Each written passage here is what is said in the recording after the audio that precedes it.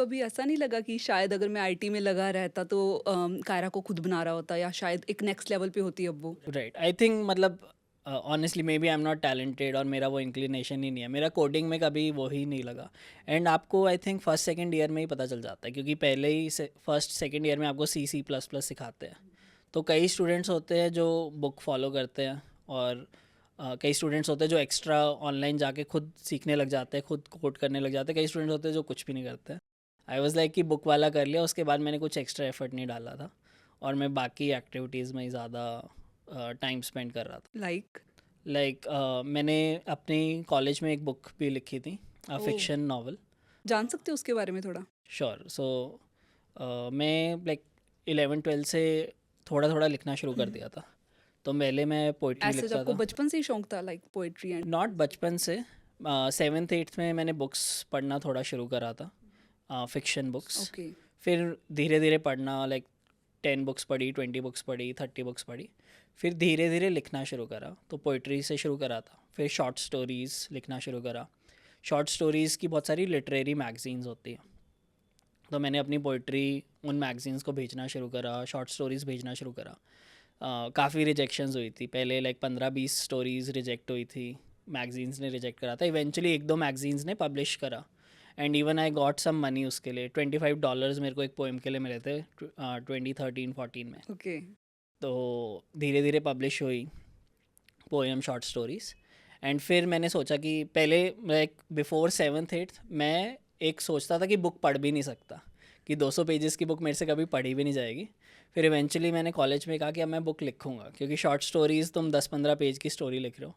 फिर मैंने कहा नाउ इज़ द टाइम कि I want to write a book. फिर मैंने अपनी पहली बुक लिखना शुरू करा था, which was Tulsi. Okay. So this was a science fiction novel.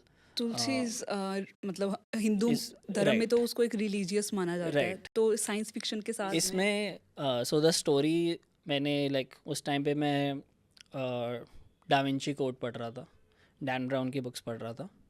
तो आई वांटेड टू राइट उस टाइप का मर्डर मिस्ट्री, लाइक उसकी सारी बुक्स एक डेड बॉडी के साथ शुरू होती हैं।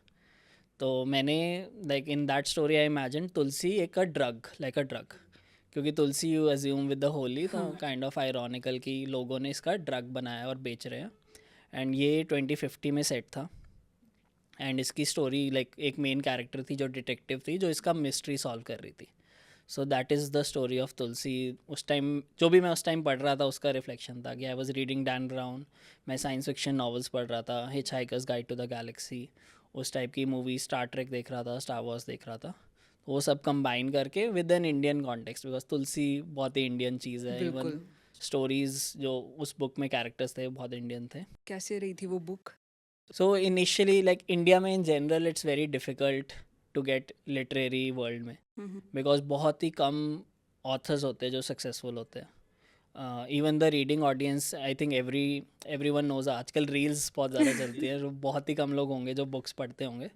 तो मेरी फिक्शन नावल ऑनेस्टली इतनी ज़्यादा सक्सेसफुल नहीं हुई थी। जिन्होंने पढ़ी थी उनको अच्छी लगी थी। मैंने फिर पोइट्री अपनी इंस्टाग्राम पे डालना शुरू करा था, उसको थोड़ा सक्सेस मिला था। ओके। तो मेरे को धीरे धीरे लाइक्स आने लग गए थे। मेरी एक पोइट्री कलेक्शन है 52 लॉज ऑफ लव। ओह। उसको अमेज़ॉन पे वो 2-3 महीने नंबर 1 बेस्ट सेलर थी ड्यूरिंग कोविड। तो पोइट्री का मेरा थोड़ा अमेज़ॉन पे है, बुक्स पे 1000+ रिव्यूज़ है, और 4-5 पोइट्री कलेक्शंस मैंने पब्लिश करी हुई हैं। मतलब इतना कुछ पहले पोएट्री ये सब एंड सब फिर बिफोर टेक्नोलॉजी फ्यूचर बिजनेस में। स्टूडियोज।